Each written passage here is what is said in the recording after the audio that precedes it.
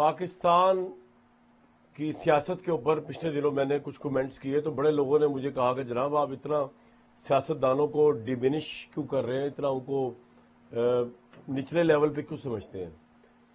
تو بھائیو بات یہ ہے کہ پاکستان کی سیاست میں تاریخ کا اسٹوڈنٹ پہلے ہوں، جرنلزم میں بعد میں آیا ہوں. پاکستان کی 74 سالہ تاریخ کو اگر میں نے سمرائز کرنا ہو نا تو میں آپ کو ایک ویڈیو دکھانے لگا ہوں ابھی.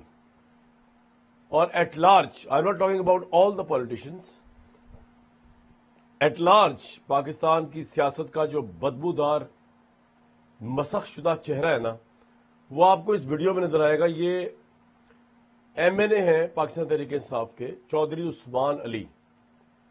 یہ ویسے جوائن کرتے نون لیگ کو، شہباز شریف صاحب کو، تب بھی خیر بڑی بری بات تھی، لیکن اتنی بری بات نہ ہوتی جتنا انہوں نے یہ کر کر الیکشن سے پہلے جوائن کیا. وہ کیا کیا انہوں نے، وہ ذرا ویڈیو دیکھیں، پھر آپ کو سمجھ آئے گی کہ میری جو تنقید ہے پاکستان کی 74 سالہ سیاست کے اوپر ایٹ لارج، کہ میں اس کو کمی سیاست، اس کو گھٹیا سیاست، اس کو جھوٹی سیاست، غیر شفاف سیاست، کہ سیاستدانوں کو پاور ان کے پاس ہونی نہیں چاہیے، وہ جسٹیفائی کرتی ہے at large. I am not talking about all the politicians.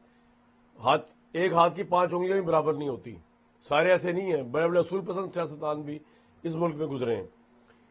تو آپ دیکھیے پاکستان کی گندی مسخ شدہ سیاست کا ایک خوبصورت روپ جو میں آپ کو دکھانے لگا ہوں. چودھری عثمان علی صاحب نے جب مور کا نشان لیا الیکشن 2024 سے پہلے، انہوں نے کیا فرمایا، اور سامنے کوئی عام کتاب نہیں ہے، قرآن شریف سامنے ہے. دیکھیے کیا فرمایا انہوں نے. ساتھ والی اسکرین کے اندر شہباز شریف صاحب کو مل رہے تھے. ان کے اوپر کوئی اطلاق نہیں ہے کہ قرآن شریف کے حلف کی نافرمانی کرنے کے بعد نہ کوئی قانون کا اطلاق ہے، نہ کوئی شریعت کا اطلاق ہے، نہ کوئی اخلاقیات کا اطلاق ہے.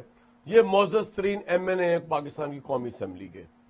لیکن دین اگین کوشچن از، قانون جو ہے وہ کیا حکومت اس کی پاسداری کر رہی ہے جو عام ایم این اے اور عام آدمی کرے؟